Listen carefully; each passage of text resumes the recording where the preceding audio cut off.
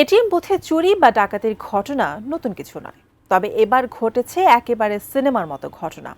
আস্ত এটিএম মেশিনই তুলে নিয়ে পালিয়েছে ডাকাতের দল।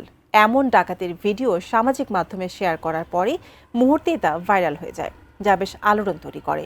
আস্ত এটিএম বুথে ডাকাতির ঘটনা নিয়ে বিস্তারিত জানাচ্ছেন শেখ ফরিদ। সম্প্রতি ঘটা এক চাঞ্চল্যকর ডাকাতির ঘটনা নিয়ে সামাজিক মাধ্যমে শুরু হয়েছে তোলপাড়। একদল সশস্ত্র ডাকাত কোনো টাকা নয়, বরং একটি সুপারমার্কেটের দেয়াল ভেঙে আস্ত একটি এটিএম মেশিন তুলে নিয়ে গেছে। ভারী নির্মাণ কাজের যন্ত্র টেলিহ্যান্ডলার ব্যবহার করে চালানো এই ভয়ঙ্কর ডাকাতির দৃশ্য এক স্থানীয় বাসিন্দা ভিডিও করে সামাজিক মাধ্যমে শেয়ার করলে তা মুহূর্তেই ভাইরাল হয়ে যায়। এক প্রতিবেদনে এমন তথ্য জানায় ব্রিটিশ সংবাদ মাধ্যম বিবিসি।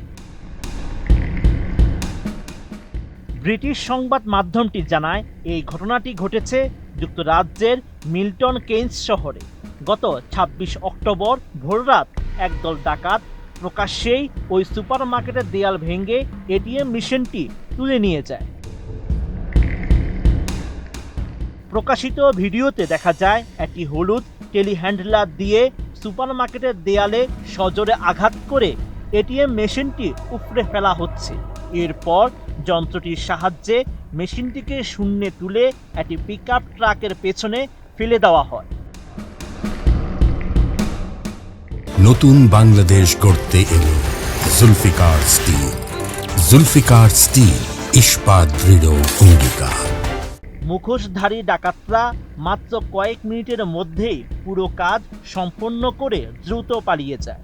তবে ঘটনাস্থলে তাদের ব্যবহৃত টেলিহ্যান্ডলারটি ফেলে রেখে যায়। ভিডিওটি ছড়িয়ে পড়ার পর সামাজিক মাধ্যমে ব্যাপক চাঞ্চল্য সৃষ্টি হয়েছে। অনেকেই মন্তব্য করেছেন, এ যেন কোনো সিনেমার দৃশ্য।